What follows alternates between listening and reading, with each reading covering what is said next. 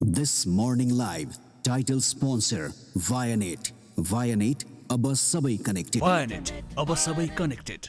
Co-sponsor Shekhar Insurance दुःख पर्दाको साथी. शिखर इन्स्योरेन्स दुःख पर्दाको साथी. Co-sponsor Goodwill Finance, financing for success since 1995. Associate sponsor Vatsalya Natural IVF, आधुनिक चिकित्सा उच्च सफलता दर.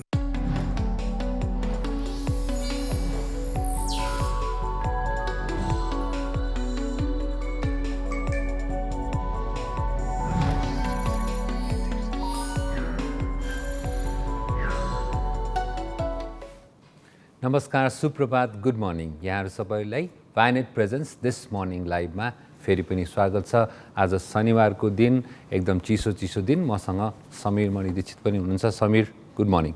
अशेष गुड मर्निङ. दर्शकलाई फेरि पनि नमस्कार, गुड मर्निङ. अशेषले चिसो दिन भनिहाल्यो. म तपाईँले एउटा कुरा चाहिँ के सेयर गरिदिइहाल्छु तुरुन्तै. आज मङ्सिर 25 गतिको दिन चाहिँ नि के भन्दाखेरि बिहानको तापक्रम काठमाडौँ देशको राजधानीमा बिहान करिब 6 बजे 6.8 डिग्री सेल्सियस थियो. भनेपछि अब एकै दिन 2 दिनमा 10बाट एकैचोटि झरेर 6.8 झरेको छ. अब चाहिँ नि जाडो यामले द्रुत गतिमा अब कब्जा जमाएको मैले आज यहाँबाट घोषणा गर्दै आशिष. ल, गुड. त्यो घोषणासहित मैले के पनि भने सूर्योदय 6 बजेर 44 मिनटमा हुन गइरहेको छ. भनेपछि हामी मोटामोटी झन्डै 15 मिनट अगाडि कार्यक्रम सुरु गर्ने भइसक्यौँ भने सूर्यास्त आज फेरि 5 बजेर साँझ 5 बजेर 9 मिनटमा हुँदैछ. अब दिन त छोटो भइहाल्यो, चिसो पनि बढिहाल्यो. अब सबैजनाले चाहिँ जाडोको तयारी गर्नुहोला. हुन त समीर, हामीले कुरा गर्दै आएको थियौँ, दिउँसो सायद म्याक्सिमम टेम्परेचर अलिकति बढेको भएर न्यानै भएर 20-21मा मेन्टेन भएको भएर जाडो त्यति फिल भएको थिएन. तर अब सायद मिनिमम कम हुँदै गएपछि बिहान र बेलुका चाहिँ चिसो बढ्ने छ. अब दिउँसो पनि अब बिहानको टेम्परेचर जति घट्यो दिउँसो त्यो तातोलाई टाइम लाग्छ. त्यो 17-18मा अब घट्न थालिसकेको छ. हिजो करिब 20 डिग्री थियो भने अब आज 19-20 को हाराहारी हुन्छ. र तराईमा पनि अब बिस्तारै चिसो बढिसकेको छ. अब मुख्य कुरा चाहिँ अब शीतलहरको लागि चाहिँ प्रिपेयर गर्नुपर्छ. उहाँ तराईमा बस्ने सबै नेपाली नागरिकले त्यो आउँदैछ, त्यसले गर्दा प्रिपेयर चाहिँ गरौँ. त्यही त. अब यो जाडोको तयारी सँगसँगै काठमाडौँमा अर्को अर्को ठुलो समारोहको अथवा ठुलो इभेन्टको तयारी हुँदैछ. त्यो चाहिँ नेपाली कङ्ग्रेसको महाधिवेशन र चुनाव. यो सबै कुरामा चाहिँ अब समीर, तिम्रो पनि यसमा पक्कै पनि लड अफ भ्युजहरू छ होला. अब हामीलाई इमिडिएट कुरा त मैले के भने, अब सायद धेरै पछि ठुलो मैले देखेको के भने एउटा जताततै ब्यानर, त्यसपछि ढोकाहरू, तुलहरू, फ्लेक्सहरू चाहिँ सबैतिर छ. अब यो एक किसिमले अब भनौँ न चुनावको भानै भएको जस्तो भयो मलाई चाहिँ. अब जताततै जाम पनि भइरहेको छ, भिडभाड पनि बढेको छ. विभिन्न ठाउँहरूमा विभिन्न सेन्ट्रल लोकेसन्सहरू उहाँले लिनुभएको छ. अब एक किसिमले अब यो एक्सर्साइजलाई त ठाउँ दिनै पर्यो, तर तै पनि अलिकति फिल चाहिँ अलिकति अनकम्फर्टेबल फिल हुँदो रहेछ. होइन यस्तो छ कि अन्त 25 गते अब आज आफ्नो सदस्यताको लागि उहाँले नाम दिनुहुन्छ. भोलि मतपेटिकाहरू बनाइन्छ र मतपत्र बनिन्छ र पर्सि चाहिँ नि भोटिङ हुन्छ. अब यो 3 दिन नि हिजोदेखि सुरु भइसकेछ. हिजो सहरका विभिन्न सडकहरू अस्तव्यस्त थिए, जस्तै उहाँले भने होइन भने पनि भए. र अब शुक्रबारको दिन यसरी भेला गर्दाखेरि त्यो पनि वर्किङ डेमा, त्यो पनि काठमाडौँ जो सहरमा जहाँ भिडभाड भइ नै रहन्छ. अब मलाई मेरो प्रश्न जहिले के हुन्छ भन्दाखेरि किन काठमाडौँ नै गर्नु पऱ्यो भने होइन देशका अन्य सहरहरू छन्. हामी त अब विकेन्द्रीकरणमा प्रादेशिक संरचनामा गइसकेका छौँ. किन जहिले पनि काठमाडौँमा यो सबै कुरा गर्नु पऱ्यो? अरू ठाउँमा लिएर जाउँ. एमाले चितवनमा गर्यो भनेपछि यसरी विभिन्न ठाउँमा लिएर जाउँ. त्यहाँ एउटा एक किसिमले हेर्ने मान्छेको अब इन्भल्भमेन्ट पनि बढ्छ होइन. त्यसले गर्दा काठमाडौँको जाम पनि हुँदैन थियो भन्ने मेरो सोच हो. तर यो अब ठुलै भेला जाने भएको छ. धेरै नै मान्छेहरूले अब यहाँ धेरैजना पदाधिकारीहरूले आफ्नो उम्मेदवारी चयन गर्दै हुनुहुन्छ. त्यही त. यो महाधिवेशनमा चाहिँ पहिलो पटक सबै पदाधिकारीहरू निर्वाचित भएर चयन हुनुहुँदै छ. र त्यसै गरी झन्डै 14वटा पदाधिकारीहरू पर्ने रहेछन्. 1 जना सभापति, 2 जना उपसभापति, 2 जना महामन्त्री, 8 जना सहमहामन्त्री र 1 जना कोषाध्यक्षको चयन हुँदैछ. र अब तिमीले भनिहाल्यौ यो चाहिँ अब अलिकति अब उहाँहरूलाई पनि यो एक्सर्साइज नगर्दाखेरि पनि नहुने.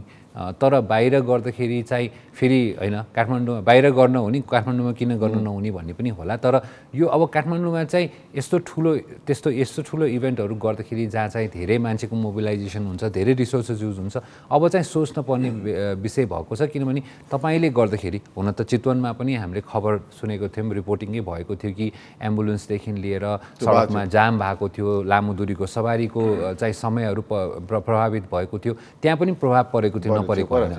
तर अब अलिकति खुला ठाउँमा ठुलो ठाउँमा काठमाडौँबाट पर गर्दाखेरि चाहिँ अलिकति भिडभाडलाई फरक पर्छ। तर काठमाडौँ भनेको त यो अरू कुराहरू पनि छन् त होइन। अब अरू जो मान्छे यसमा इन्भल्भ छैनन् तिनीहरूलाई किन दुःख दिने भन्ने कुरा हो। त्यही त भ्रिकुटी मण्डपै किन भने कि मैले तिमीले भने भ्रिकुटी मण्डप भन्दा सहरको केन्द्रको ठाउँ हो कि त्यहाँ गर्नुपर्ने कारण के भने अरू ठाउँ गर्न सकिन्थ्यो। अब यहाँ 4,700जनाले मतदान गरिदिनुहुन्छ अरे, त्यहाँ ठुलो भिड त्यो मतदान गर्ने सङ्ख्या मात्र, अरू हेर्न आउने सङ्ख्या बेग्लै छ। र यसमा चाहिँ तिमीले भने जस्तै अधिकांश चाहिँ नि अब सबैजना मतदानबाट नै निर्वाचित हुने भए तापनि केन्द्रीय सदस्यको लागि चाहिँ नि 20% चाहिँ फेरि सभापतिको कन्ट्रोलमा हुँदो रहेछ। भने त्यो चाहिँ पूर्ण निर्वाचित हुँदो रहेछ। केन्द्रीय समितिको चाहिँ नि 20% चाहिँ नि सङ्ख्या चाहिँ नि के अरे अध्यक्षले चाहिँ नि सभापतिले चाहिँ नि मनोनयन अब चुज गर्न पाउने रहेछ। पूर्ण डेमोक्रेसी त फेरि भएन छ है। तर यो पदाधिकारी चाहिँ चयन हुने होला, त्यसपछि केन्द्रीय समिति समितिको लागि चाहिँ। तर त्यो के भयो भने सभापति चयन भएपछि फेरि सभापतिले आफ्नो प्यानल राख्न पाउने भयो। अब त्यस्तै किसिमको स्ट्रक्चर हो। र यसो इन्ट्रेस्टिङ एउटा हिस्टोरिकल फ्याक्ट पनि के रहेछ भने नेपाली कङ्ग्रेसको चाहिँ प्रथम महाधिवेशन कलकत्ताको भवानीपुरमा 2003मा चाहिँ माघ 12 र 13मा भएको रहेछ। भनेपछि झन्डै यही बेलामा अहिले त हुन त मङ्सिरको बेला भयो, तर यही जाडोकै बेलामा मोटामोटी भएको रहेछ त्यति बेला पहिलो पनि। र अहिले आउँदाखेरि पक्कै पनि अब देशको ठुलो पार्टीको रूपमा भएको भएर ठुलो सङ्ख्यामा कार्यकर्ताहरू पनि भेला भएका छन्, अन्य मान्छेहरू बाहिरबाट मान्छेहरू बोलाएका छन्, अनि पार्टीको मान्छे फङ्सनहरू भएको थियो। त्यसले गर्दाखेरि अलिकति यो भिडभाडलाई चाहिँ गर्नुपर्छ। र त्यो सँगसँगै फेरि टेलिभिजनमा हुन त अस्ति पनि यो एमालेकै अधिवेशनमा पनि यो दृश्यहरू देखिएको थियो। विभिन्न नेताहरू एकअर्कासँग चाहिँ कोल्ड वार भइरहेको नेताहरू पनि एकै मञ्चमा भेट्दाखेरि चाहिँ अलिकति मिडियाको लागि चाहिँ रमाइलो दृश्य भयो। एकदम यो त अब यो चाहिँ एउटा मेला जस्तो हुन्छ र उहाँ सबैलाई शुभकामना छ हाम्रो। अब राम्रो सदस्य राम्रो चयन होस्, अब केन्द्रीय समिति राम्रो बोलोस्, देशलाई अगाडि लग्नमा उहाँहरूले पनि योगदान दिनुभएको छ। नेपाली कङ्ग्रेसलाई शुभकामना र यस्तो एउटा राम्रो निष्कर्ष आओस् भन्न चाह्यौँ। र अब अगाडि बढ्दै पर्दा अब राजनीतिभन्दा अलिकति बाहिर स्वास्थ्यमा जाउँ। अब हामी धामी झाँक्री भनेर एकदमै मान गर्छौँ, हाम्रो गाउँघरमा धामी झाँक्रीको आफ्नै रिस्पेक्ट छ, आफ्नै आदर छ। तर हामीहरू नयाँ प्रविधि र नयाँ विज्ञानलाई पनि अलिकति ओगट्नु पर्ने लिनुपर्ने अवस्था आइसकेको छ। उहाँहरूलाई पनि तालिम दिनु लाग्छ अरे हुम्लामा। त्यही त। र पब्लिक हेल्थको हिसाबले त यो त राम्रो कुरा हो, किनभने सोसियली पनि धेरै मान्छेहरूको एक्सपेक्टेसन चाहिँ धामी झाँक्रीहरूलाई चाहिँ एकदमै सोसाइटीमा केही भयो भने एउटा धामी झाँक्रीमा चाहिँ गरिहालौँ, देखाइहालौँ, उहाँहरूलाई पनि गर्नुपर्ने फुकाउने कामहरू गरौँ, यो गरौँ भन्दाखेरि चाहिँ बेसिक मेडिकलको तालिम उहाँहरूलाई भयो भने रोग के हो कसो हो उहाँहरूले पनि त्यसलाई त्यही अनुसारले बुझ्न सक्नुहुन्छ। र यो चाहिँ सामान्य रोगहरूमा उहाँहरूले पनि आफूले गरे कहिलेकाहीँ गलत सानोतिनो भनौँ न समयमै उपचार उहाँहरूले केही भनिदिनु भयो अथवा डक्टर कहाँ जाऊ भन्ने सल्लाह मात्र दिनुभयो भने पनि बिरामीलाई पछि गएर चाहिँ उपचारमा सजिलो हुने भएको भएर यो राम्रो कुरा हो। यो भनौँ न झन्डै जुम्लामा यो तालिम गरेको रहेछ। 40जना धामी झाँक्रीले चाहिँ बिरामीलाई चेक जाँच गर्न उपचार गर्नलाई चाहिँ तालिम गरेको छ। यो राम्रो काम पनि एकदमै। र हुम्ला अब त्यो जिल्लामा अहिले खास भने कोभिड पनि कमै भनेर देखिएको छ। त्यही भएर यस्तो बेलामा अन्य तालिम गर्नु र यस मान्छेहरूको धामी झाँक्रीमाथिको विश्वासलाई अझ मजबुत बनाउनलाई चाहिँ अब नयाँ प्रविधिलाई नयाँ स्वास्थ्यको भनौँ न मोडर्न मेडिसिनसम्म जोड्नु भनेको एकदमै राम्रो। पुरानोलाई पनि राखौँ तर नयाँ पनि जोड्नु भने चाहिँ एकदमै राम्रो सिस्टम हो। उहाँहरूलाई धेरै धेरै धन्यवाद यसको लागि। र अवश्य अब नयाँ कुरा गर्नुपर्दाखेरि अब स्वास्थ्यमै बसेर गर्नुपर्दा कोभिड पनि एकदम इन्ट्रेस्टिङ हामी एकदमै इन्ट्रेस्टिङ ठाउँमा छौँ कि कोभिड पनि। तिमीले यसो याद गऱ्यो अब कोभिडकै कुरा गर्नुपर्दा हामीले नियमित रूपमा गर्छौँ। तिमीले याद गरेछौ हामी युरोप र साउथ एसिया एकदमै उल्टो भएर छ। तिमीले कति याद गरेको छौ? होइन, मैले याद गरेको छु र यो अब भनौँ न अहिले हामी त एउटा अचम्म के छ भने अब भारतको त मलाई एक्ज्याक्ट डेटा थाहा भएन, तर नेपालकै डेटा हेर्दाखेरि नेपाल र भारतको पनि उस्तै रेसियोमा जाने हामीले देखेको छौँ। तिमीले साउथ एसिया भनिहालेछौँ। अब अहिले हामीले कोभिडकै अपडेट यहाँहरूको स्क्रिनमा राख्दाखेरि चाहिँ झन्डै मोटामोटी 10,000 12,000को हारीमा टेस्ट त भइ नै रहेछ। त्यो टेस्टिङ कम भएको भन्न पाइँदैन र त्यसमा चाहिँ 300 भन्दा कमकै केस हामीले मेन्टेन गरिरहेको छौँ। 250, 250, 300को हाराहारीमा छ।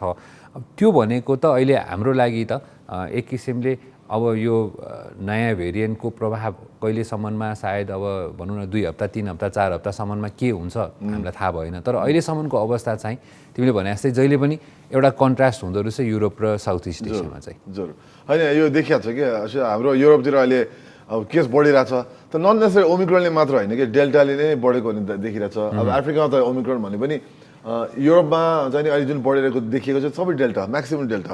हुन त बेलायतमा चाहिँ अब ओमिक्रोन पनि बढ्ने फैलिँदैछ भने भनिएको छ। तर राम्रो कुरा के छ भने अब ओमिक्रोनको कुरा हामीले गर्नैपर्छ। नेपालमा त अहिले ओमिक्रोन इम्पोर्टेड मात्रै देखाएको छ दुईवटा, तर सायद त्यो बढ्छ पनि होला। इन्डियामा पनि त्यस्तो देखाएको छ, इन्डियामा अलिक बढेको देखाएको छ। तर जुन लेभलमा अफ्रिका र युरोपमा बढेको देखाएको छ अहिलेसम्म साउथ एसियामा चाहिँ त्यो लेभलमा ओमिक्रोन बढेको चाहिँ फेला परेको छैन। तर पनि अब हेर्दै जाउँ के हुन्छ र ओमिक्रोनले कस्तो काम गर्छ के गर्छ। यो चाहिँ एकदम इन्ट्रेस्टको विषय भएको छ संसारभरि नै र त्यसले राम्रो कुरा चाहिँ अवश्य साउथ अफ्रिकामा पनि र युकेमा पनि जहाँ ओमिक्रोन फैलिएको देखिएको छ त्यहाँ हस्पिटल भर्ना चाहिँ त्यस्तो उल्लेखनीय रूपमा बढेको चाहिँ देखेको छैन। त्यो चाहिँ एकदमै सकारात्मक समाचार हो। हामीहरू आशा गर्छौँ यो चाहिँ अब यसले कन्टिन्युटी हुन्छ, पाउँछ। अब यो कुरा त हामीले मोनिटर गर्दै गर्छौँ र सधैँ पनि हामीले एभ्रिडे अपडेट गर्दै गर्छौँ र त्यही भएर मुख्यतः पहिले कुरा के भने अहिलेको बेलामा यो जाडो चिसोको बेलामा चाहिँ अब कोभिड सँगसँगै अन्य छाती सम्बन्धी रोगहरू अरू कुराहरू पनि यहाँले विचार गर्नु होला, किनभने चिसो बढे सहित चाहिँ यो कुरामा पनि हामीले स्वाभाविक रूपमा ध्यान दिनुपर्ने देखिन्छ। एकदम। र भ्याक्सिन पाउन साथ लाउँ, अहिले भ्याक्सिन धेरै आइसकेको छ, आउने क्रममा चाहिँ भ्याक्सिन लाउन नबिर्सौँ। उसको लागि कोभिडको लागि र फ्लूको लागि पनि पाउनुहुन्छ लाइ हुन्छ उमेर पुगेकाले। यति भन्दा एउटा सानो ब्रेक लिउँ। ब्रेकपछि आज हाम्रो अन्य टपिकहरू पनि छ र आज एकदम गजबको गेस्ट हुनुहुन्छ, त्यस बारेमा त फेरि अश्वितले भनिहाल्छ। अहिले चाहिँ छोटो ब्रेक। ब्रेकपछि फेरि पनि स्वागत छ वायनेट प्रेजेन्स दिस मर्निङ लाइभमा र हामी कुरा गर्दै थियौँ समाचारपछि कोभिडको पनि अपडेट पछि। अब चाहिँ हामी यसो दुनियाँभरिको खबर पनि कुरा गरौँ। समीर, अराउन्ड द वर्ल्डमा के छ त नयाँ ह्यापनिङ? होइन, अराउन्ड द वर्ल्ड त हाम्रो अवश्य अब हाम्रो नजिकको मित्र राष्ट्र भारतकै कुरा छ।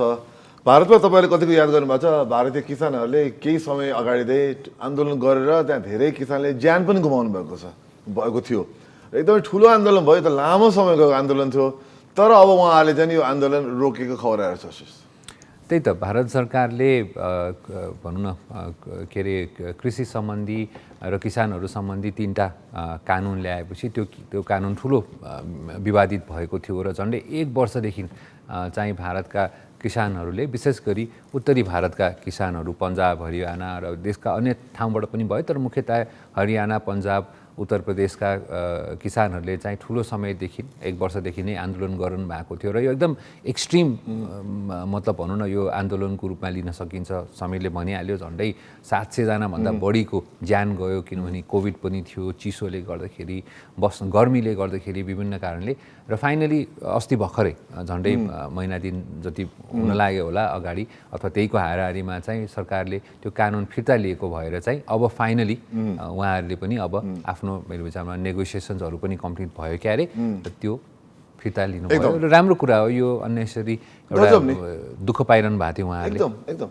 र अवश्य यसमा कृषि उहाँको उत्पादनको मूल्य निर्धारण, बिक्री र भण्डारण सम्बन्धी 3टा कुरामा चाहिँ राज्यले अब किसानहरूसँग नेगोसिएट गरेर त्यो कानुन भन्न फिर्ता लियो।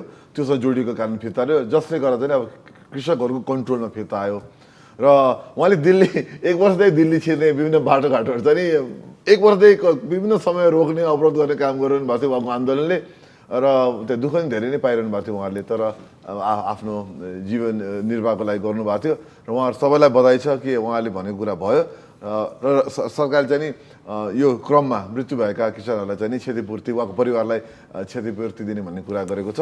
त्यो एकदम सराहनीय काम हो र अब हाम्रो आशा छ जे होस् इन्डियामा चाहिँ अब यस्तो किसिमको फेरि ठुलो आन्दोलन कृषकहरूले दुःख पाउने आन्दोलन चाहिँ गर्नु नपरोस्। र अब यो आन्दोलन कुरा सँगसँगै अर्को एउटा महत्त्वपूर्ण समाचार के छ भने अब अफगानिस्तानमा भएको यो राजनीतिक सङ्कटपछि चाहिँ धेरैजना अफगानिस्तानीहरू चाहिँ विभिन्न ठाउँहरूमा शरणार्थीको रूपमा जानुभएको छ, किनभने धेरै ठुलो सङ्ख्यामा विभिन्न मुलुकहरू अफगानिस्तानसँग जोडेको मुलुकहरूमा शरणार्थीहरू जानुभएको थियो र विश्वभरि नै एउटा शरणार्थी समस्या फेरि पनि यो टर्की इराकपछि अफगानिस्तानको पनि ठुलो समस्या हुन त पहिलेदेखि नै अफगानी शरणार्थीहरूको समस्या छ, तर अहिले आएर चाहिँ झन् धेरै भएकोमा चाहिँ एउटा राम्रो कुरा के हुने भएछ भने समेत युरोपले पनि युरोपका विभिन्न मुलुकहरूले 40,000 अफगानी शरणार्थीहरू चाहिँ आफ्नो मुलुकमा व्यवस्थापन गर्ने, उहाँलाई बसोबास गर्ने दिने भएको छ। यो राम्रो कुरा हो, किनभने युरोपको चाहिँ विभिन्न भनौँ न देशहरूमा चाहिँ आफ्नो इन्टरनल एउटा डिस्कसन भइरहेको थियो के गर्ने नगर्ने होइन, अब यो शरणार्थीहरूको पोलिसी के गर्ने भन्ने कुरामा। सो अलिकति डिभाइड गरेर उहाँहरूले चाहिँ विभिन्न सङ्ख्या लिने भएको छ, यो पनि राम्रो कुरा हो। अब समस्या परेपछि अब डिभाइडको कुरा गर्नुपर्दा सबभन्दा धेरै जर्मनीले लिएको रहेछ। जर्मनीले चाहिँ नि 25,000, नेदरल्यान्डले चाहिँ नि 3,000 गरेर विभिन्न मुलुकले लिनुभएको छ। तर यस अघि नै इन्ट्रेस्टिङ कुरा, यस अघि नै युरोपका विभिन्न मुलुकले 28,000 शरणार्थी लिइसक्नु भएको छ। यो थप 40,000 लिने कुरा हो भने चाहिँ एकदमै राम्रो कुरा हो। र अहिले नै हामी UNHCRको अनुसार अहिलेको तथ्याङ्क हेर्ने भने चाहिँ नि करिब 20 लाख अफगानी शरणार्थीहरू चाहिँ नि इरान र पाकिस्तानमा अलरेडी आफ्नो देशबाट विस्थापित भएर शरणार्थी भएर बसिरहनु भएको छ। आफैमा दुःख लाग्दो कुरा हो र युरोपले यसरी लिनु भनेको एकदम राम्रो कुरो हो। त्यही त, र यो 15वटा देशहरूले विभिन्न सङ्ख्यामा डिभाइड गर्नुभएको छ र यसमा इन्ट्रेस्टिङ कुराहरूको के पनि छ भने समेत एउटा यो सबै देशहरूमा अस्ति भर्खरै मैले टेलिभिजनमा हेरिरहेको थिएँ, अब पोपको भ्रमण सँगसँगै पनि उहाँले पनि मेन्सन गर्नुभएको थियो कि विभिन्न देशहरूले चाहिँ शरणार्थीप्रति चाहिँ आफ्नो पोलिसीहरू अलिकति भनौँ न खुकुलो पार्न पर्यो, अलिकति आफ्नो चाहिँ मन ठुलो पार्न पर्यो भनेर उहाँले मेसेज दिनुभएको थियो। र विभिन्न मुलुकहरूमा युरोपेली मुलुकहरूमा चाहिँ अलरेडी टर्कीबाट, इराकबाट, इरानबाट, अफगानिस्तानबाट यी सबै मुलुकहरूबाट चाहिँ धेरै ठुलो सङ्ख्यामा शरणार्थीहरू आउने, अफ्रिकाबाट आउने भएको भएर चाहिँ अहिले उहाँहरूको एक किसिमले राजनीति पनि यो शरणार्थी को चाहिँ व्यवस्थापन सम्बन्धी राजनीति पनि धेरै भएको छ, किनभने धेरैजनाले चाहिँ हामी किन शरणार्थी लिने, अरू हाम्रो देशमा हाम्रो आफ्नै समस्या छ, बाहिरको मानिसलाई हामी किन हेल्प गर्ने भन्ने पनि यो ठुलो आवाज उठिरहेको बेलामा चाहिँ यो समग्रमा एउटा राम्रो ठुलो कदम हो। तर यसले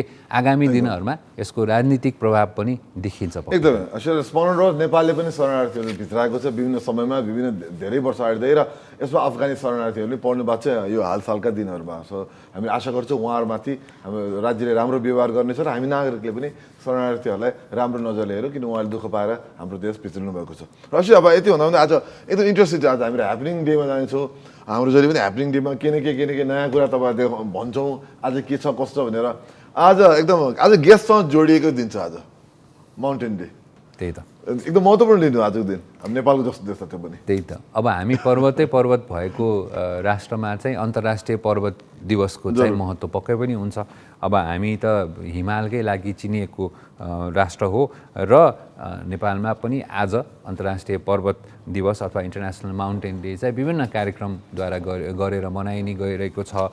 र अहिले जलवायु परिवर्तनको हिसाबले र एक किसिमले समेत एउटा ट्रेन्ड पनि अहिले चलेको छ, क्लाइम्बिङको, माउन्टेनियरिङको, मान्छेको एक किसिमको अचिभमेन्टको एउटा विभिन्न कुरा र यो कर्पोरेटाइज पनि भएको छ, हुन्छ नि, आफ्नो ब्यानरहरू लगेर चाहिँ स्पोन्सर्ड चाहिँ क्लाइम्बिङहरू गर्ने, यताउता गर्ने, यो सबै कुराहरू चलेको पनि छ। र समयले भनिहाल्यो आज हामीसँग त्यसै सम्बन्धी विशेष अतिथि पनि हुनुहुन्छ।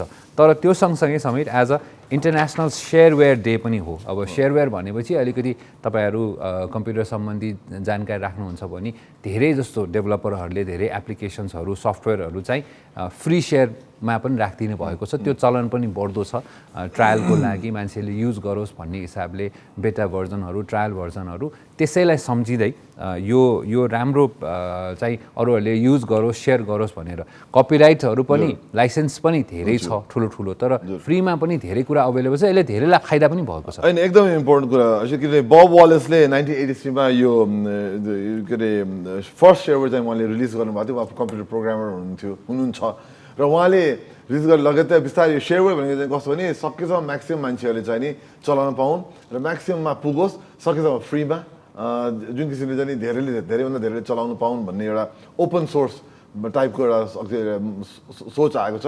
हुन त त्यो सोच चाहिँ अस्ति अब ओपन साइन्समा पनि गएको छ। अब साइन्स पनि त्यसरी नै सेयर गर्नुपर्छ, कुनै पनि कुरा लुकाउनु हुन्न भन्ने त्यो सोच आइरहेको छ अहिले। जो पनि ओपन भन्ने खुला किसिमले सबैसँग बाँड्नुपर्छ भन्ने सोच हो। जो त्यसले गर्दा आज पनि यो सेयरवेयर डे चाहिँ नि एक्चुअली सेयर भनेकै बाँड्नु हो। त्यो सेयरवेयर डे पनि आज एकदम राम्रोसँग मनाइँदैछ। जो कम्प्युटर प्रोग्रामिङ हुनुहुन्छ, एप बनाउने हुनुहुन्छ, उहाँहरू सबैलाई शुभकामना छ। र अवश्य अब आज न्युजमा जानु अगाडि आज हामीसँग हाम्रो एकदमै इन्ट्रेस्टिङ गेस्ट हुनुहुन्छ, उहाँ बारेमा के भनिदिने हो कि? त्यही त अब आज भनौँ न अन्तर्राष्ट्रिय पर्वत दिवसको उपलक्ष्य पारेर हामीले एकदमै भर्खरका यङ एजमै ठुलो अचिभमेन्ट गरेका माउन्टेनियर मिङमा डेभिड शेर्पालाई हामीले ल्याएका छौँ। उहाँ चाहिँ एकदमै सबभन्दा कम उमेरमा यो 8000 मिटरभन्दा अग्ला सबै जस्ता हिमाल चाहिँ आरोहण गर्ने र एकदमै रमाइला व्यक्तित्व मिङना डेभिड शेर्पा आज हाम्रो गेस्ट हुनुहुन्छ। 7:30 बजे समाचारपछि उहाँसँग हामी रमाइलो कुराकानी गर्छौँ। हामीले अघि बिहानै कुरा गऱ्यौँ आज इन्टरनेसनल माउन्टेन डे अथवा अन्तर्राष्ट्रिय पर्वत दिवस र त्यसैको विशेष प्रस्तुति आज छ हामीसँग समीर। एकदमै अघि हामीले हाम्रो गेस्टको नाम लिइसकेका छौँ। तपाईँ जसले हामीलाई न्युज अगाडि हेर्नुभयो तपाईँलाई थाहा छ को गेस्ट हुनुहुन्छ भनेर। तर तपाईँले हेर्नु भएन भने अब तपाईँलाई अलिकति पनिसमेन्ट कि तपाईँले अब एउटा भिडियो कुर्नुपर्छ। भिडियो पछि थाहा पाउनुहुन्छ हाम्रो गेस्टको भनेर एकचोटि भिडियो। विक्रम सम्वत 2067 सालको प्रवेशिका परीक्षा नसकिँदै एउटा परीक्षार्थी सगरमाथा चुम्न उक्लियो। फलामे ढोका नतोडी बाटो मोडेको उसले त्यस यता जीवनका अनगिन्ती परीक्षाहरू दिएर सफल भइसकेको छ। विश्वका 8000 मिटर भन्दा अग्ला हिमाल 26 पटक आरोहण गरेका मिङमा डेभिड शेर्पा विश्व कीर्तिमानधारी हिमाल आरोही हुनुहुन्छ।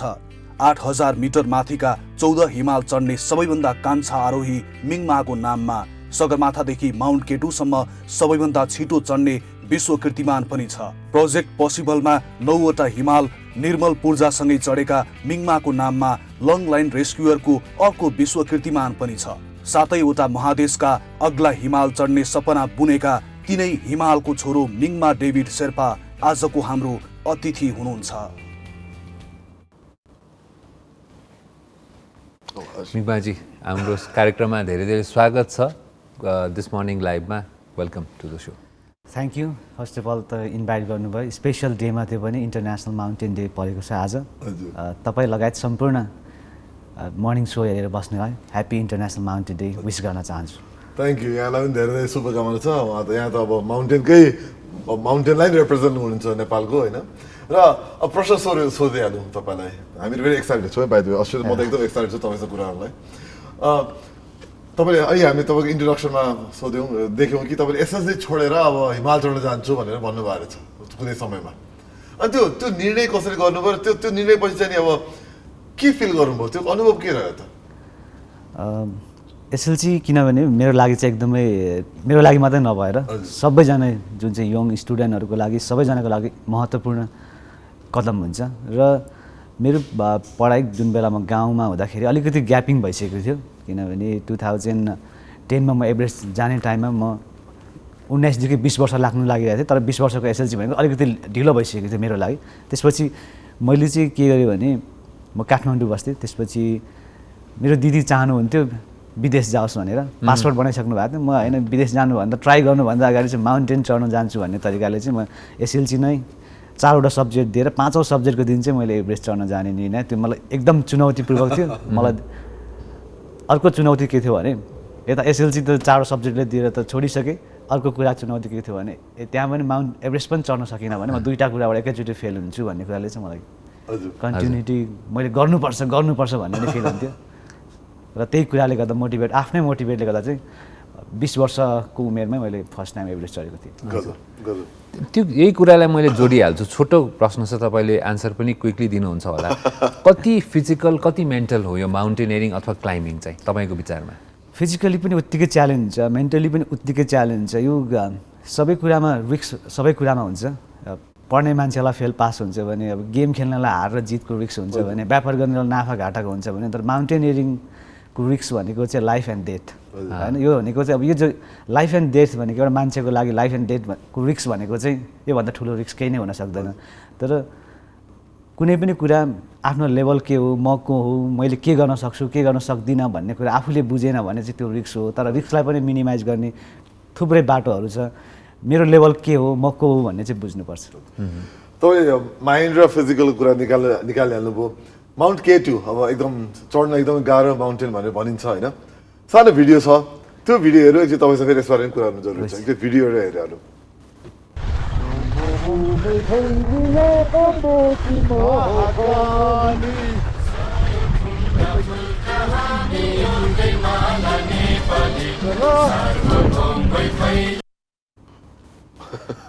अब यो भिडियो हेर्दाखेरि तपाईँलाई पक्कै पनि याद आयो होला, हुन त माउन्ट K2 समेत एकदमै सबभन्दा गाह्रो माउन्टेन भनेर भनिन्छ। यहाँ नेपाली राष्ट्रिय गान गाउँदाखेरि कस्तो फिल भयो? यो प्रोजेक्ट चाहिँ कस्तो थियो भने नेपालीहरू चाहिँ माउन्टेनियरिङमा एकदमै खतरा, हिमाल चढ्नुमा चाहिँ एकदमै लिडरसिप भूमिका छ भन्ने खालको म्यासेज चाहिँ संसारभरि थियो। इभन माउन्टेनियरिङ कम्युनिटी नेपालमा पनि थियो। तर विन्टर चाहिँ अब जुन चाहिँ एकदमै जाडो महिनामा चढ्ने चाहिँ नेपालीहरूको नाममा कुनै पनि हिमाल थिएन। र यो प्रोजेक्ट चाहिँ हामीले जसरी पनि सक्सेस गर्नु हाम्रो लागि चुनौतीको विषय थियो। किनभने भोलि क्वेसन गर्ने ठाउँ थियो क्या। यङ जेनेरेसनले हाम्रो नेपालीहरू त कोही विन्टर एसेन नै गरेको रहेन, खतरा चाहिँ सुन्यो तर गरेको छैन रहेछ भन्ने खालको र त्यो थियो। एउटै मात्रै बाँकी थियो K2। त्यो भएर चाहिँ यो सक्सेस हुनको लागि चाहिँ टिमवर्कको इम्पोर्टेन्ट थियो। र टिमवर्क सबैजना मिलेर गऱ्यो भने एउटा पावर त भयो। तर त्यसको पछाडि पनि हामीले 10 जनाले K2 चढेपछि के हुन्छ त भन्ने खालको रिजल्ट, कसरी नेसनलाई कसरी प्राउड गर्न सकिन्छ, भोलिको रिजल्ट के हुन्छ। यहाँ चाहिँ सेल्फ आफूलाई च्यालेन्जिङ भन्दा पनि भोलिको रिजल्ट के हो, भोलि हामीले क्लाइम्बिङ गरिसकेर समेत रिजल्ट राम्रो ल्यायो भने चाहिँ देशले कसरी प्राउड गर्छ, भोलिको यङ जेनेरेसनलाई बोल्ने बाटो के खुल्छ भन्ने खालको त्यो म्यासेजले गर्दा त्यो चाहिँ टप च्यालेन्ज किन थियो भने -65 भनेको चाहिँ नर्मल मान्छे सट्टै गयो भने चाहिँ 5 सेकेन्डमा हाम्रो ब्लडै फ्रोजन हुने खालको सिचुएसन हो। तर हामीले जति नै च्यालेन्ज भए पनि हामीले त्यो एउटा दूरदर्शी फ्युचरको एउटा हिस्टोरिकल ड्रिम देखेर चाहिँ हामीले गर्नैपर्छ, अब गर्नैपर्छ।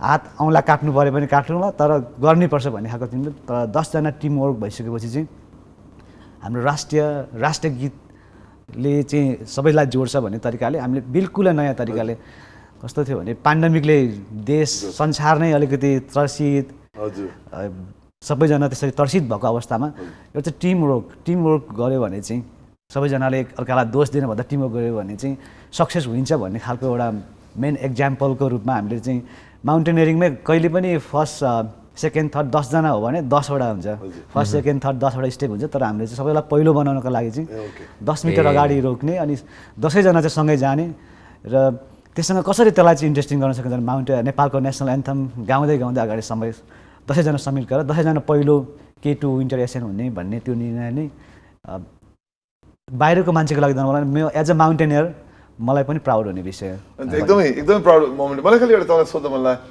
तपाईँ त्यो टिम जुन थियो नि K2 चढ्ने जुन टिम थियो, त्यो टिम तपाईँले कुन हिसाबले एकट्ठा गर्नुभयो? किन हाम्रो न्युज पुजारा हुनुहुन्छ, विभिन्न अरू टोली हुनुहुन्छ, तपाईँले के पहिलेदेखि नै तपाईँले अब यो मान्छे हुन्छ भनेको हो कि संयोगवश मिलेको हो कि के हो? यो टिम कसरी बन्यो? यसमा टिम कस्तो थियो भने हाम्रो टिम खास यो 2022 को विन्टरमा जाने प्लान थियो। सर्टेन इन्टरनेसनली जो माउन्टेनियर जो चाहिँ रेगुलर क्लाइम्बर हुन्छ ऊ जहिले पनि घरमा बस्नुभन्दा माउन्टेनै जानु, जतिसुकै रिस्क होस् जतिसुकै डेन्जरस सिचुएसन होस् उसलाई माउन्टेन नै ले तानिरहेको हुन्छ जस। अनि 2021 मा पेन्डेमिकको सिचुएसनमा पनि K2 मा एकदमै वर्ल्डको बेस्ट क्लाइम्बरहरूको टिमहरू जान थाल्यो। र अब हामीले किन नेक्स्ट इयरलाई कुर्यो भने मेबी हामी अब यसपालि नै चढ्यो भने हाम्रो कुन त्यो वेटिङ गर्नुको कुनै अर्थ भएन। र हाम्रो टिम पनि जाने भनेर हाम्रो टिममा चाहिँ 6 जनाको टिम थियो हाम्रो टिममा। अनि अर्को टिम नेपाली टिममा त्यहाँ 3 जना थियो। अनि अर्को टिममा चाहिँ इन्टरनेसनल कमर्सियल टिम थियो। कमर्सियल टिमबाट 1 जना गरेर हामी चाहिँ 10 जना नेपालीहरूको चाहिँ टिम चाहिँ पाकिस्तानको K2 मा पुगेर बेस क्याम्पमा पनि होइन, अझै कम्प्लिट चाहिँ 7000 एबभमा त्यहाँको एउटा डिफिकल्टी त्यो च्यालेन्जिङ फेस गर्दै त्यसपछि एउटा टिम वर्क बन्यो। अब यो माउन्टेन क्लाइम्बिङ सँगसँगै अब अरू धेरै पक्षहरू पनि छ र यसमा चाहिँ धेरै माउन्टेनहरूमा एभरेस्टमा पनि हामीले देखाएको छौँ कि यति धेरै मान्छेको चाप बढाएको छ कि त्यहाँ एकदम धेरै अस्तव्यस्तता फोहोर भयो र यो माउन्टेनको यो तपाईँको फोहोर जुन छ त्यो चाहिँ एकदमै ठुलो समस्या भएको छ। अब एज अ यङ माउन्टेनियर तपाईँको पनि यसमा पक्कै पनि केही विचार छ होला। यो समस्या कस्तो छ अहिले त्यहाँको र यसको बारेमा के भइरहेछ, यहाँको आफ्नो पर्सनल पनि एक्सपिरियन्स कस्तो छ? माउन्टेनमा फोहोर भएको एकदम ट्रुथ कुरा हो, किनभने जहिले पनि हिमाल आफैमा च्यालेन्जिङ भइसकेपछि हामीले कति कुराहरू चाहेर नचाहेर इभन आफूले लगाउने लुगाहरू पनि कहिले कहिले माउन्टेनमा लिनै जान नसक्ने स्थितिमा रहन्छ। त्योभन्दा पनि बढी चाहिँ के भएको भने फोहोर मैलो किन कसरी हुन्छ भने सिस्टममा थोरै परिवर्तन गर्नु जरुरी छ।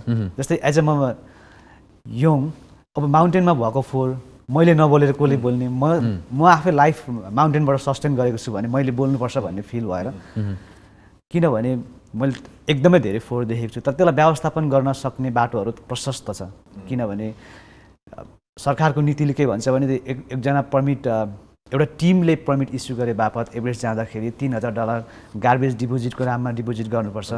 त्यो गार्बेज डिपोजिट एक्सपिडिसन फर्केर आइसकेपछि डे ब्रिफिङ भइसकेपछि त्यो गार्बेज डिपोजिट यो टिमले चाहिँ माउन्टेनमा फोहोर गरेन भनेर त्यो गार्बेज डिपोजिट रिटर्न गर्ने चलन छ।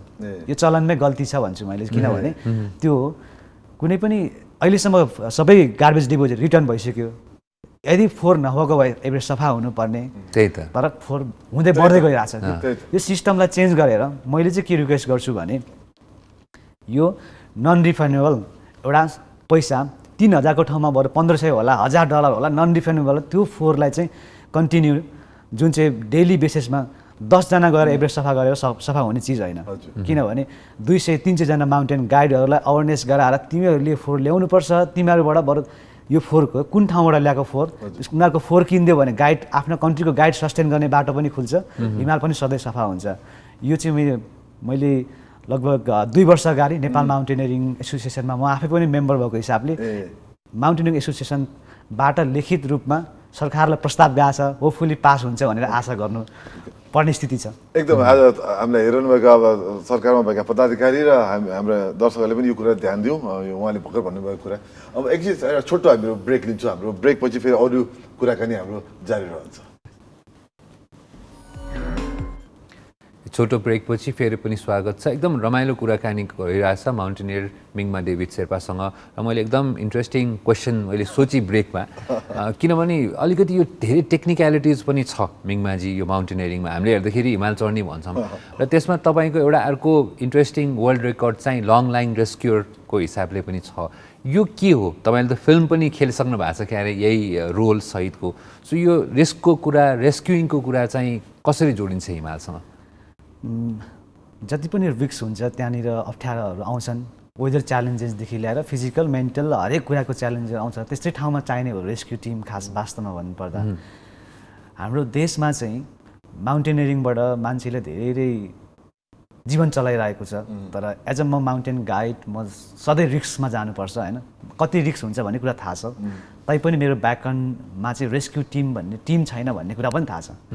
तैपनि मैले के कुरा चाहिँ देखेको छु भने 2013मा अहिलेसम्मको माउन्टेन जर्नीमा मान्छे डेथ भएको, मान्छेले रेस्क्यु टिम बोलाउँदै डेथ भएको, वेटिङ 2 दिन 3 दिनसम्म रेस्क्यु टिम नपाउने, यो खालको सिचुएसन छ वास्तवमा नेपालमा। अनि मैले चाहिँ धेरै समयदेखि मैले चाहिँ रेस्क्यु टिम सुरु गर्नुपर्छ भनेर एउटा 2016मा एकचोटि एउटा वर्षमा 2 महिना चलाउँदाखेरि फ्री रेस्क्यु टिम जुन चाहिँ डिफ्रेन्ट कम्पनीहरूले स्पोन्सर बेसिस र जो पनि नेपाल आउने टुरिस्ट होस् अथवा हिमाल चढ्ने टुरिस्ट होस् उनीहरू इन्सुरेन्स गरेर आएको हुन्छ। इन्सुरेन्सले पनि केही पैसा पे गर्छ, तर खालि नेपालमा कहिले फेक रेस्क्युको काण्ड, कहिले के को काण्ड, त्यसले गर्दाखेरि जो मान्छेले रेस्क्यु पाउनुपर्ने हो कहिले कहिले त्यो मान्छेले रेस्क्यु पाइरहेको हुँदैन। तर मैले 2016मा एमाजोनमा छ एभरेस्ट इयर भन्ने सो छ, 6वटा एपिसोड छ, त्यो टिममा बसेर मैले रेस्क्यु गर्दाखेरिको अनुभव 52वटा रेस्क्युलाई मैले रेस्क्यु गरेँ र लाइफ सेभिङको काम। अनि लङ लाइन रेस्क्यु भनेको चाहिँ के हो भने 2013मा जतिखेर हेलिकप्टर ल्यान्ड गर्न सक्दैन अनि रात पर्न भन्दा अगाडि राति त हेलिकप्टर उड्दैन त्योभन्दा अगाडि र त्यो सिचुएसनमा जहाँ हेलिकप्टर ल्यान्ड गर्न सक्दैन त्यस्तो सिचुएसनमा लङ रेन्ज रेस्क्यु अपडेट हुन्छ र 2013मा धौलागिरीमा 7,400 मिटरको उचाइमा एज अ रेस्क्युयर म लङ ल्यान्ड रेस्क्यु गर्नु गएर त्यहाँ ड्रप भएर त्यसपछि फेरि कन्टिन्यू हिँडेर समिटको छेउबाट एकजना मैले क्लाइम्बरलाई निकालेर ल्याएर सेभ गरेको थिएँ। त्यो चाहिँ वर्ल्डको हाइएस्ट लङ ल्यान्ड रेस्क्यु हो। अनि यो गजब सराहनीय काम हो। यसलाई फेरि पनि धन्यवाद र बधाई दिनुपर्छ। यसमा तपाईँले यसबाहेक तपाईँले धेरै कुरा गर्नुभएको छ। तपाईँ त कुरा गर्नु केमा त कुरा गर्नु जस्तो टपिकहरू कुरा गर्नु जस्तो लाग्छ। तपाईँ यति धेरै उपलब्धि छन् होइन। अर्को चाहिँ तपाईँले यो क्लाइमेट चेन्ज जलवायु परिवर्तन बारे तपाईँले पटक पटक कुरा उठाउनु भएको छ होइन। यो इस्यु नै छ। अब नेपालमा त अहिले अब नेपाल जस्तो हिमालको देशमा अब हिउँ पग्लिने कुराहरू आइरहेछन्। हामी सानो छोटो भिडियो छ।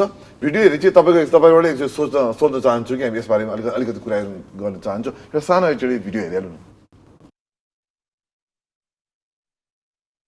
यो अडियो छैन यसमा। अब अलिकति तपाईँले नै आफूले अनुभव गर्नु होला अलिक के छ अहिले यसको अवस्था। अहिले अब तपाईँले के कतिको फरक पाउनु भएको छ हिमालमा यो ग्लेसियर मेल्टिङको बारेमा?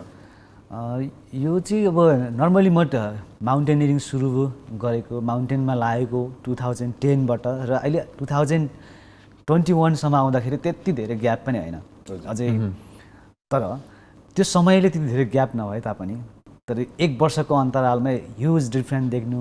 कुनै ठाउँमा नर्मली आइस हिउँ पर्नु पक्लिनु यो प्रोसिजरै हो। नर्मली हिउँ परेपछि पक्लिन्छ यो देख्दाखेरि नर्मल कुरा नै हो। तर यो हिम पहिरो जानु ठुल्ठुलो आइस भएको त्यो जमेको आइसहरू ब्रेक हुनु पुरै ग्लासियरमा कहिले लेक बन्नु कहिले मेल्ट भएर घट्दै जानु यो चाहिँ एकदमै डेन्जर कुरा हो। यो मान्छेहरूको लागि रुखहरूको लागि सबै प्राणीको लागि जहाँ मान्छेको बस्ती हुन्छ त्यहाँ नजिक पानी हुन्थ्यो पहिला तर जहाँ नजिक पानी छ त्यहीँ बस्ती हुन्छ। तर यो पानीको महनहरू नै कहाँबाट सुरु हुन्छ? हिमालयन ग्लासियरबाट पानीको मेन रिसोर्सेस भनेको ग्लासियर हो। यही कुरा रहेन भने हामी कहाँ रहन सक्छौँ? तर यो कुरा हामीले रिसेन्टली पनि हामीले सायद 2 हप्ता अगाडि होला एकदमै ठुलो हिउँ पहिरो आएको भिडियो नेपालको एकदम देख्यौँ। हामी सबैले सेयर गरेँ हेर्दाखेरि एकदम रमाइलो पुरै के आएको जस्तो पुरा फुल जस्तो। तर त्यो भनेको चाहिँ माउन्टेनको लागि डेन्जर छ हाम्रो मान्छेहरूको लागि एकदमै डेन्जर छ है भने खतरानाको चिन्ह हो कि खास क्लाइमेट चेन्जले चाहिँ दिनौदिन इम्प्याक्ट पारिरहेछ र यसको भागीदार म पनि छु भन्ने मलाई लागेर क्लाइमेट चेन्जको बारेमा बोल्नुपर्छ। पहिला मभन्दा अग्रजहरूलाई सोध्नुपर्छ पहिलाको स्थिति के थियो अहिलेको स्थिति के छ। नर्मली हिमालयतिर गयो भने पहिला यहाँनिर लेक थियो पहिला आइस यहाँसम्म थियो घट्दै गयो सुक्दै गयो। तर उहाँहरूले बोल्दाखेरि सुन्दाखेरि एकदम सिम्पल सुन्यो भने तर लङ टर्ममा यसको इफेक्ट एकदमै नकारात्मक छ भन्ने मैले महसुस गरेको छु। मिङमाजी अनि अर्को कुरा अब जस्तो यो अलिकति माउन्टेनियरिङको ट्रेन्ड पनि अहिले एकदमै बढ्दो अवस्थामा छ। धेरै मानिसहरू आइरहेछन् धेरैजनालाई भनौँ न आफूलाई एउटा किसिमको पर्सनल अचिभमेन्ट होला कम्पनीजहरू आइरहेछन् अब कम्पनीहरूको ब्यानर लिएर चढ्ने यो सबै कुराहरू भइरहेछ। As a mountaineer as a young mountaineer तपाईँले चाहिँ कसरी हेर्नु भएको छ? किनभने हाम्रो लागि त नेपालको लागि त माउन्टेन त एउटा एकदम भनौँ न धार्मिक सांस्कृतिक पनि महत्त्व कुरा हो एकदम सिक्रेट पनि कुरा हो। अब यसको कमर्सियलाइजेसन र यसको चाहिँ यो एक्चुअल फिलोसफी माउन्टेनको एउटा यसको हाम्रो संस्कृति यसमा कसरी तपाईँले उतार चढाव देख्नु भएको छ एज अ यङ माउन्टेनियर? माउन्टेनमा अहिले चाहिँ माउन्टेन चाहिँ क्लाइम्बिङको एउटा जुन चाहिँ क्लाइम्बर्सहरू जुन चाहिँ स्पोर्ट एक्ज्याक्ट स्पोर्ट नभए नि क्लाइम्ब माउन्टेन पनि काइन्ड अफ स्पोर्ट एकदमै झन्डा लाने यताउता स्पोन्सरसिप गर्ने त्यसपछि झन्डा लाने एड गर्ने र कति कुरा चाहिँ कतिवटा हिमाल चाहिँ लोकलको कल्चरसँग धर्मसँग जोडिएर पूजा गर्ने पक्कै पनि कल्चर छ। अनि कतिवटा हिमाल इभन नेपालमा पनि कतिवटा हिमाल चाहिँ पर्मिसन नदिने हिमाल होली माउन्टेनहरूको रूपमा पनि छ र कति हिमाल चाहिँ खुल्ला गरिएको छ र 8000 मिटरमा चाहिँ सबै हिमाल नै खुल्ला छ। सबैभन्दा पनि स्टिल 14वटा हिमाल भन्ने मानिन्छ र इन्टरनेसनली युआइएले र माउन्टेन एसोसिएसनहरूले पनि रिसर्च गरेर आएको नेपालमा त्यो 8वटा मात्रै 8000 होइन अझै बढी छ भन्ने खालको रिसर्च पनि गरिरहेको छ। होपफुल्ली फ्युचरमा आउला होइन कतिसम्म कतिको ग्यापलाई अर्को हिमाल मान्ने कतिसम्म अर्को हिमाल मान्ने नमान्ने यदि मानिन्छ भने त्यो कुराहरू पास भयो भने ताप्लेजुङको कञ्चनजङ्घा एरियामा मात्रै अर्को 8000हरू थपिँदैछ। नेपालमै 14वटा 8000 मिटर थपिँदैछ त्यो पनि राम्रो होला। त्यस्तो कुराहरू पनि छ र यो चाहिँ क्षेत्रअनुसार कति सानो हिमाल भए पनि पूजा गरेर एउटा लोकल बस्तीसँग जोडिएर मान्छेसँग जोडिएर धर्मसँग जोडिएको हिमाल पनि प्रशस्तै पाइन्छ नेपालमा।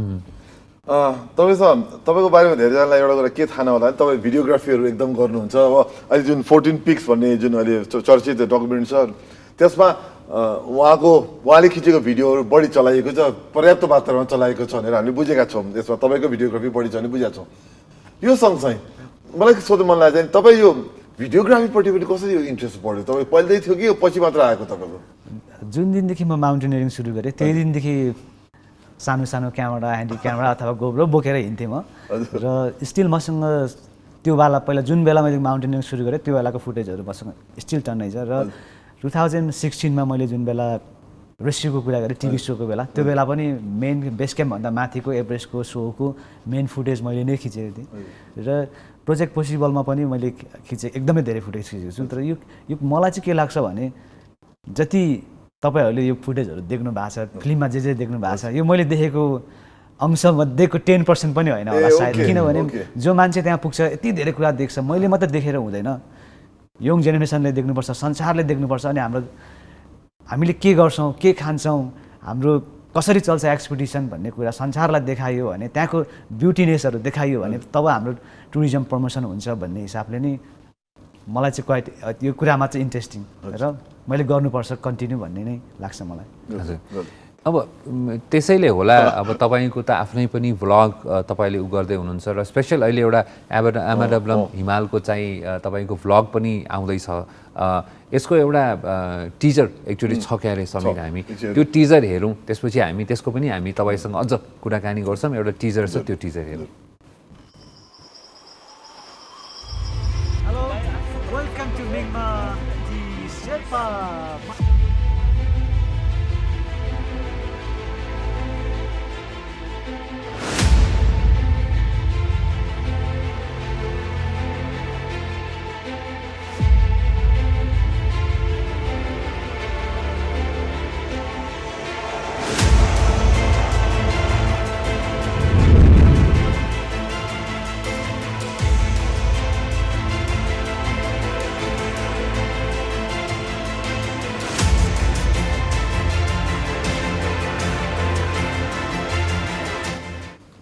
अब यो भर्खर यो देख्यो, एउटा कुरा तपाईँलाई सोध्न मन लाग्यो, तपाईँले बनाइरहनुहुन्छ, तपाईँ युट्युबमा आइरहन्छ, यो आमादाब्लम नै किन र भोलिको यो भ्लग बारेमा के हो अलिकति भन्दैन? मुख्य कुरा आमादाब्लम नै किन त?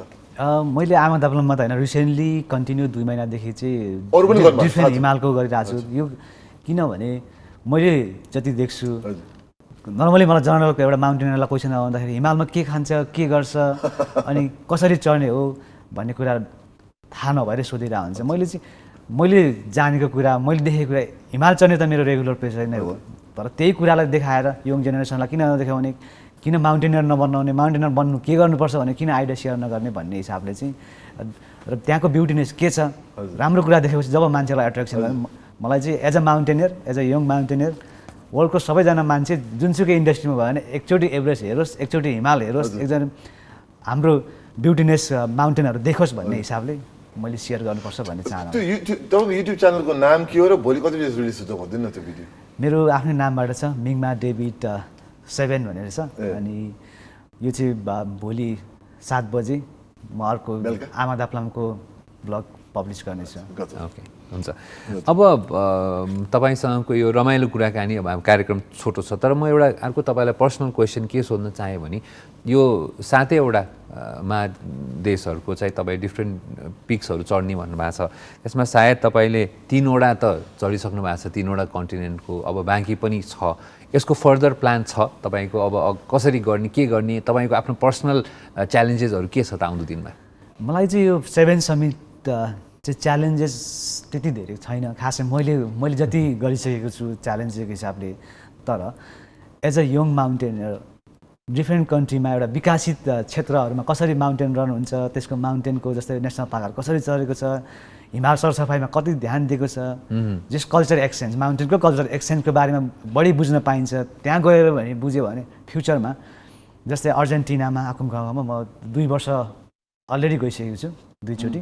अब फेरि रिसेन्टली म जाँदैछु र त्यहाँ चाहिँ सबै कुरा जति पनि फोर गार्बेजहरू गर्छ इन्डिभिजुअली लगेर इभन सबै लगेर नेसनल पार्कलाई बुझाउनुपर्छ अनि जहिले पनि हिमाल क्लिन छ स्टिल त्यो कुरा नेपालमा कसरी हामीले केही कुरा देख्यौँ भने हामी हेर्न चढ्न मात्रै होइन त्यहाँ कुरा के अरू देशबाट सिकेर हामीले यहाँ इम्प्लिमेन्ट गर्न सक्यौँ भने त्यो पनि राम्रो हुन्छ भन्ने तरिकाले मलाई चाहिँ डिफ्रेन्ट कन्ट्रीहरूमा गएर बुझ्ने अनि त्यहाँको कसरी चल्छ यहाँ ल्याएर इस्टाब्लिस गर्ने आइडिया सेयरिङ गर्ने चाहना हो मेन चाहिँ। अब मिराजी अब हाम्रो आज कार्यक्रम सकिएको छ तर जानु अगाडि तपाईँलाई हाम्रो टाइटल स्पोन्सर भाइनेटबाट सानो गिफ्ट छ हामी दुवैजना तपाईँलाई त्यो हस्तान्तरण गर्छु टिमको तर्फबाट र त्यसपछि तपाईँलाई बिदाय पनि गर्नुपर्ने हुन्छ। हुन्छ थ्याङ्क यू। हामीहरू अशेष तिमी योसँग त हजुर यहाँलाई हामी तर्फबाट सानो गिफ्ट हाम्रो सोको तर्फबाट पनि थ्याङ्क यू तपाईँलाई यो पनि हुन्छ थ्याङ्क यू। र यहाँलाई आइदिनु म धेरै धेरै धन्यवाद कार्यक्रममा र हामीहरू पनि अब अहिले छोटो ब्रेकमा जान्छौँ र ब्रेकपछि गेस्टलाई बिदाई गर्छौँ तर हामीहरू जाने फेरि फिर्ता आउँछौँ। अहिलेको लागि चाहिँ छोटो ब्रेक। Thank you.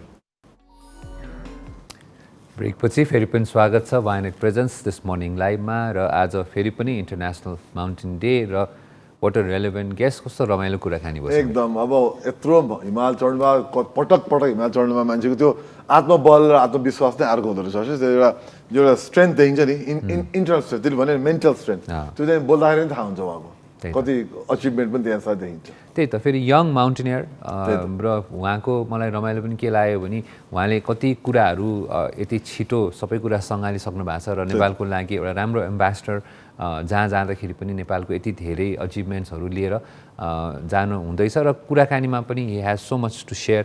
आज रमाइलो भयो कुराकानी। अवश्य अब त्यो सँगसँगै अब हामी त अगाडि बढ्ने उहाँहरूले माउन्टेन चढ्दै अगाडि बढ्नुहुन्छ हामी चाहिँ कार्यक्रम चलाउँदै अगाडि बढ्नु नै पर्यो र त्यही क्रममा अवश्य अब आज हाम्रो ह्यापनिङ टुडे इन हिस्ट्री छ। टुडे हिस्ट्री एकदम इन्ट्रेस्टिङ छ। हामीले युनाइटेड नेसन्सहरू भन्छ युनाइटेड नेसन्सका विभिन्न पाटाहरू बारेमा कुरा गर्छौँ। आज युनिसेफ बारेमा एकदम इन्ट्रेस्टिङ कुरा छ। के होला त्यो? आजकै दिन 1946मा 1946मा चाहिँ युनिसेफको चाहिँ संस्थापना भएको रहेछ।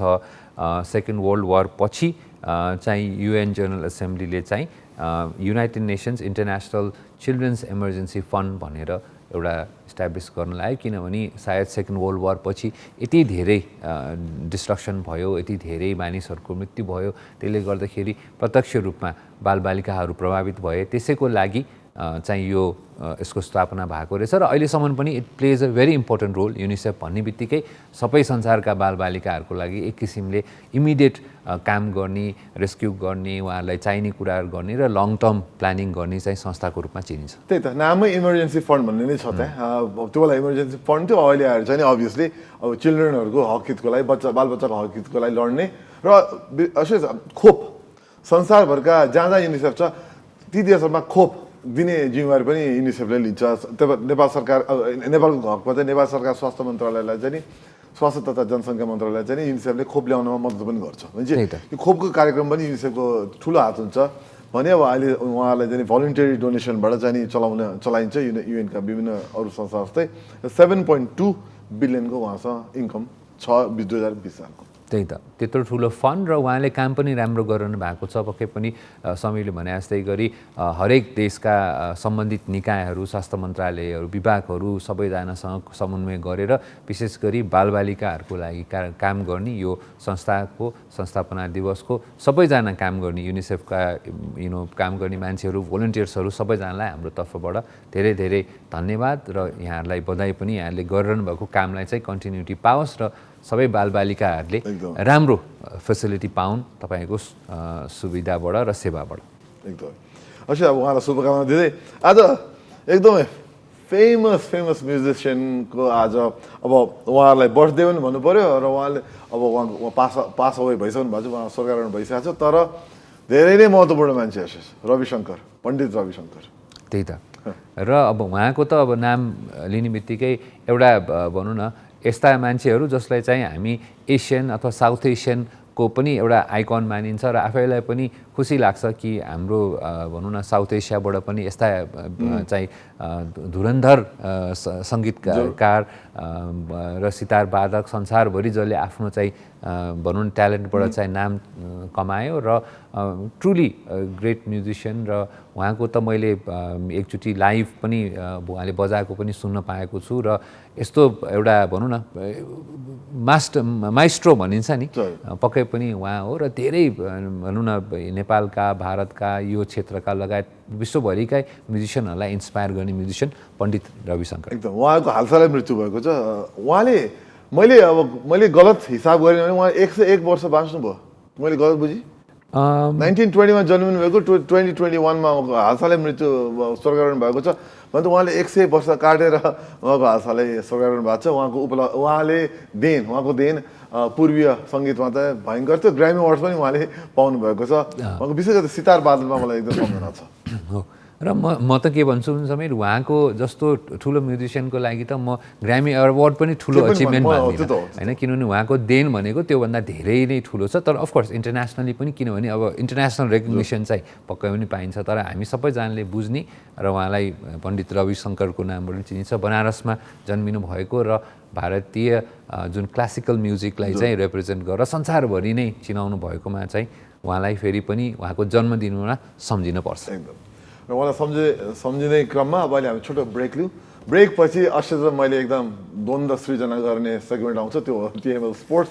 अहिले चाहिँ छोटो ब्रेक। ब्रेक पछि स्वागत छ वायनेट प्रेजेन्स दिस मर्निङ लाइफमा फेरि पनि। र अब हाम्रो यो रेगुलर सेगमेन्टमा पनि एकदम द्वन्द्वको सेगमेन्ट भन्नुपर्छ टिएमएल स्पोर्ट्सको। तर द्वन्द्वको बिचमा पनि एउटा खुसीको खबर आज समीर ल भनिहाल। खुसी आज त हामीले पटक हाम्रो यो शोमा पटक के भन्यो भने नेपालमा जहिले पनि खेललाई दुःख किन पाउँछ भन्दाखेरि प्रशिक्षक समयमा र राम्रो प्रशिक्षक ल्याउन नसकेर भनेको अवस्थामा नेपाल क्रिकेट सङ्घले चाहिँ नि एकदमै राम्रो निर्णय गरेर हाम्रा पूर्व प्रशिक्षक पुबुदु दसनायकेलाई चाहिँ नि नेपाली क्रिकेटको प्रशिक्षक भनेर दोस्रो पटक ल्याउने निर्णय गरेको छ। Fantastic news. त्यही त, श्रीलङ्काका पुबुदु दसनायक पहिले पनि हाम्रो कोच भइसक्नु भएको छ र राम्रो उहाँले नेपाली टिमलाई एउटा भनौँ न एउटा राम्रोसित एउटा एज अ युनिट सृजना गरेर हामीले पहिलो पटक आइसिसी T20 मा पार्टिसिपेट पनि गरेका थियौँ, म्याच खेल्न पाएका थियौँ। र अब यसो हेर्दाखेरि फेरि पनि नेपालले चाहिँ अलिकति यसलाई भएको यो हाम्रो क्रिकेटमा हाम्रो धेरै पोटेन्सियल छ समीर, किनभने इन्टरनेसनल एक्सपोजर अलिकति धेरै हामीले पाइसकेका छौँ। खेलाडीहरू पनि राम्रो भइरहेछ, अहिले बिस्तारै हाम्रो लिगहरू पनि डेभलप भइरहेछन्। सो त्यसले गर्दा राम्रो कोचले चाहिँ डेफिनेटली हामीले भन्छौँ coach makes a lot of difference in the team होइन।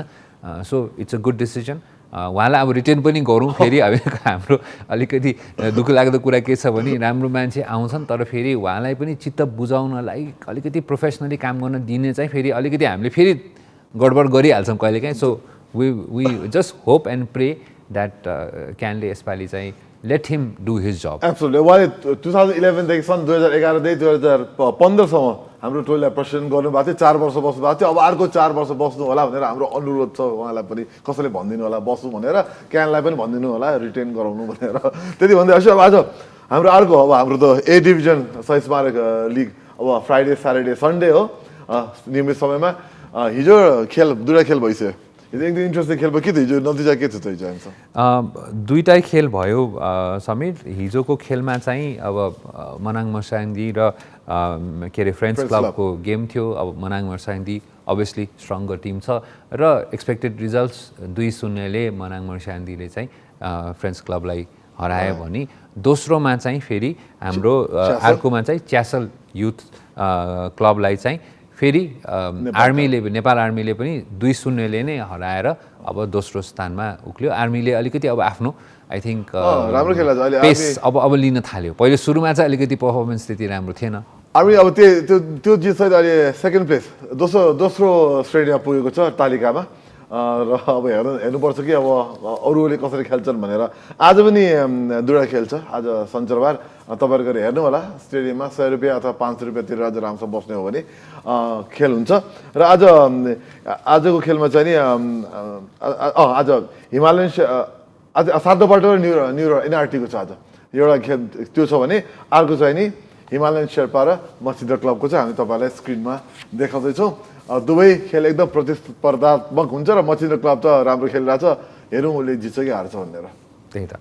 र अब फुटबल सँगसँगै फेरि पनि हामी क्रिकेटमा आउँ अब अर्को फुटबलमै बसौँ हाम्रो चाहिँ अब अन्डर 19 वुमेन्स फुटबल टिमले पनि अब बङ्गलादेशमा गएर वुमेन्स च्याम्पियनसिप चाहिँ आजदेखि अन्डर 19 को वुमेन्स च्याम्पियनसिप चाहिँ खेल्दैछ र उहाँहरूलाई पनि शुभकामना दिनुपर्ने छ। फेरि यो दोस्रो संस्करण हो। पहिलो संस्करणमा फाइनलमा नेपाललाई बङ्गलादेशले नै हरायो फेरि एसियस। योभन्दा अगाडि पनि बङ्गलादेशले पनि हामीले हराइसकेको छ अस्तिमा त हालसाली भनेपछि हाम्रो बङ्गलादेश एकदम चरम प्रतिद्वन्द्वी हो भने आज फेरि सुरुवातै बङ्गलादेशमै हुन लाग्छ, त्यो पनि बङ्गलादेशमै।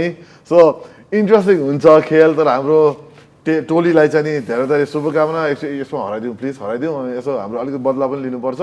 अब यसमा 4 देश खेल्ला बुझाएको छु मैले। त्यही त बङ्गलादेशसहित नेपाल, भुटान र भारत यो सबै देशहरू 4वटा देशहरूको यो अन्डर 19 च्याम्पियनसिपमा चाहिँ अब हुन त हाम्रो वुमेन्स फुटबल टिम राम्रो छ। अन्डर 19 को पनि समयले भनिहाल्यो बङ्गलादेशलाई हराएर अब आजको म्याच हरायो भने तपाईँहरूले पक्कै पनि अलिकति कन्फिडेन्स र यसको लागि मोटिभेसन आउँछ पक्कै पनि जित्नलाई।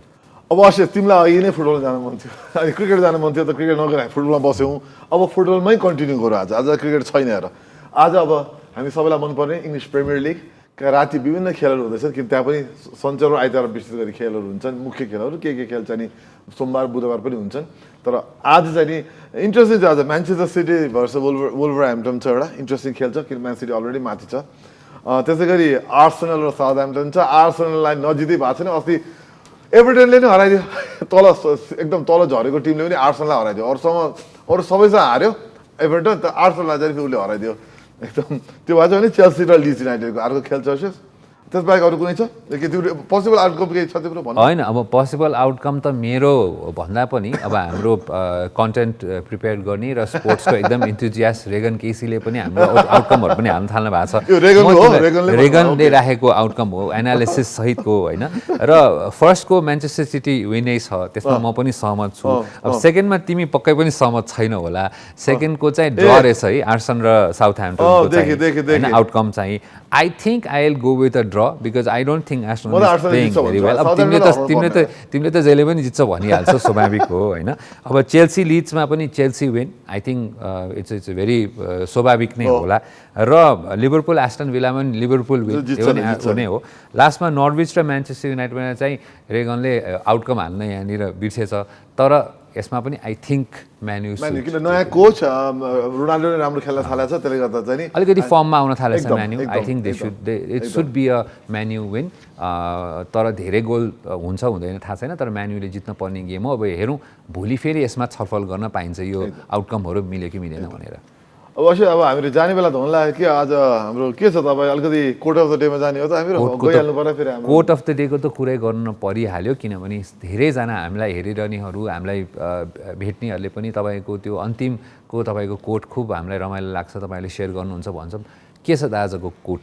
आज एकदम फेमस इङ्ग्लिस प्ले राइटर, अब Nobel prize winner T S Eliot उहाँले के भन्छ 1948मा लिटरेचरमा नोबेल प्राइज पाउनु भएको थियो। उहाँले के लेख्नु भएको छ भने to do the useful thing, to say the courageous thing, to contemplate the beautiful thing, that is enough in one man's life. त्यो बेलाको लागि वान म्यान भन्थ्यो, अहिले वान पर्सन भन्ने होला। वान्स लाइफ सबैजनाको लाइफको लागि चाहिँ यी कुराहरू चाहिँ इनफ छ भन्नुभएको छ। हो पनि होइन, यसो विचार गर्दाखेरि मेन कुरा युजफुल राम्रो कुरा गर्नु पर्यो, करेजियस हुनु पर्यो र राम्रो कुरालाई चाहिँ कन्टेम्प्लेट गर्नु पर्यो भन्नुभएको छ। र एकदम फेमस उहाँको मलाई याद छ, हामी स्कुल हुँदाखेरि नै टिएस एलियटको त हामीले पोएट्रीहरू हामी पढ्ने गर्छौँ। र उहाँलाई चाहिँ हामी धेरैजनाले पोएटको लामा मात्रै हेर्छौँ, तर he is more than a poet, he is like play writer also. So धेरै लेख्नु भएको छ। तर पोएम्सहरू पनि स्पेसली यङ्गर डेजमा चाहिँ उहाँको पोएम्सहरू एकदमै धेरै सायद अझ बढी फेमस पोएमबाट नै हो जस्तो लाग्छ मलाई। र यति भन्दा अब आज हाम्रो जाने बेला भइसकेको छ। जो क्यारे तिमीलाई पनि थ्याङ्क यू, र हाम्रो एन्टायर टिमलाई थ्याङ्क यू, हाम्रो मास्टर कन्ट्रोल रुमका साथीहरूलाई सबै धन्यवाद, क्यामेरा पर्सन सबैलाई धन्यवाद, हाम्रो सपोर्ट टिम दिस मर्निङ लागेको सपोर्ट टिम सबैलाई धन्यवाद, र ग्यालेक्सी ओभरअललाई धन्यवाद दिँदै आजलाई हाम्रो बिदा चाहन्छौँ। भोलि बिहान फेरि 6:30 बजे हाम्रो टोली तपाईँको सामु आइ नै हाल्छ। भोलि बिहान फेरि 6:30 बजे ट्याक्क ग्यालेक्सी टेलिभिजन अन गर्न नभुल्नु होला। Have a good day. नमस्ते।